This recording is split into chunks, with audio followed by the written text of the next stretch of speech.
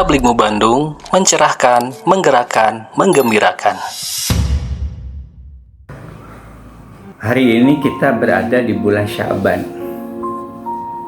Dan dari bulan Sya'ban masuk bulan Ramadan.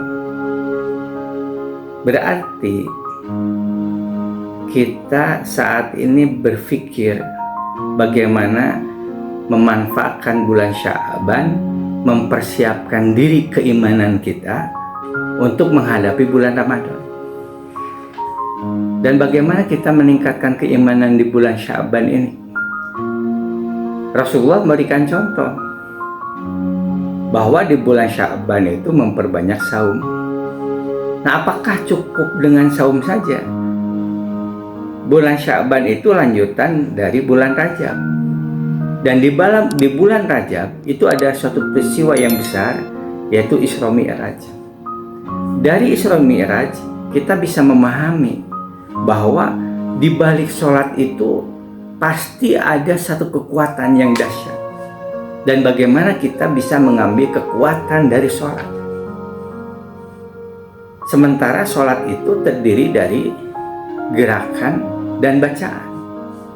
Untuk bisa mendapatkan kekuatan dari gerakan dan bacaan, maka kita harus menjadikan gerakan dan bacaan itu sebagai doa atau zikir. Karena kalau kita tidak menjadikan gerakan bacaan itu sebagai doa dan zikir, maka sholat itu hanya sekedar bacaan yang kosong. Maka bagaimana caranya kita menjadikan setiap gerakan dan bacaan sholat itu, apakah itu merupakan bentuk doa atau apakah itu merupakan bentuk zikir? Dan di dalam Al-Quran Allah memberikan tuntunan bagaimana tuntunan doa di dalam surat Al-A'raf ayat 55. Ud'u rabbakum tadarruan wa khufyah. Berdoalah kepada Rabb kalian dengan rendah diri dan suara yang rendah, suara yang lembut, suara yang berdoa. Ya Allah. Nah, bukan ya Allah. Ya Allah datar, tapi ya Allah. Nah, mohon ya Allah. Nah, itu ada suaranya, itu suara yang lembut, suara yang rendah, suara yang memohon, suara yang lirih. Nah, itu menjadi tuntunan dari doa.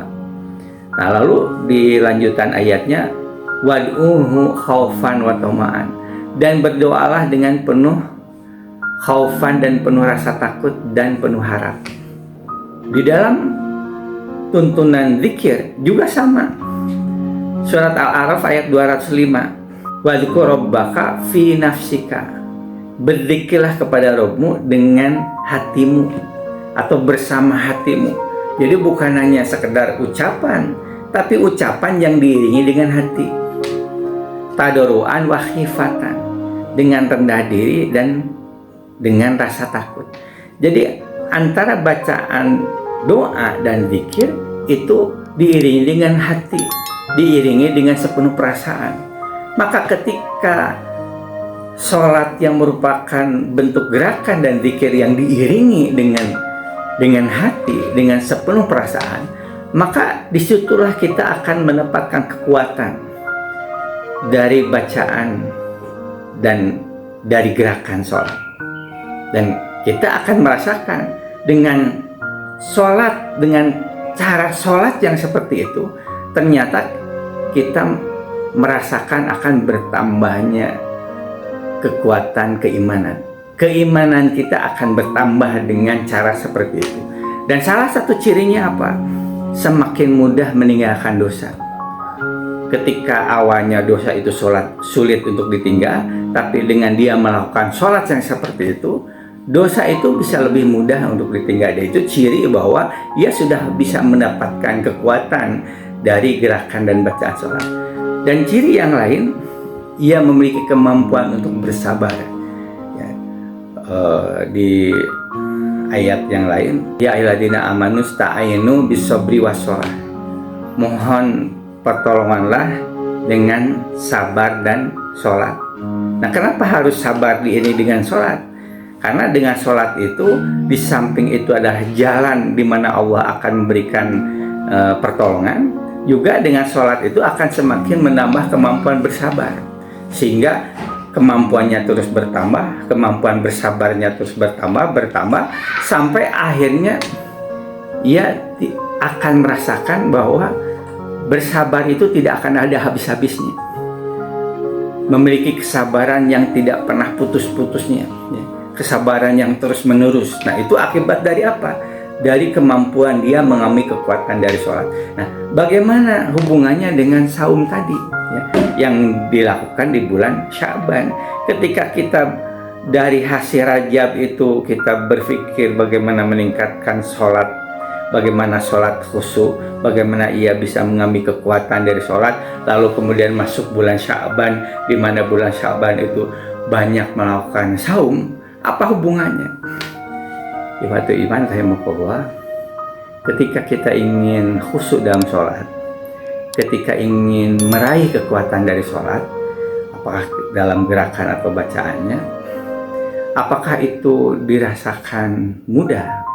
Ternyata ketika kita ingin khusyuk, yang kita rasakan begitu derasnya, begitu kuatnya bisikan-bisikan syaitan yang masuk ke dalam pikiran kita.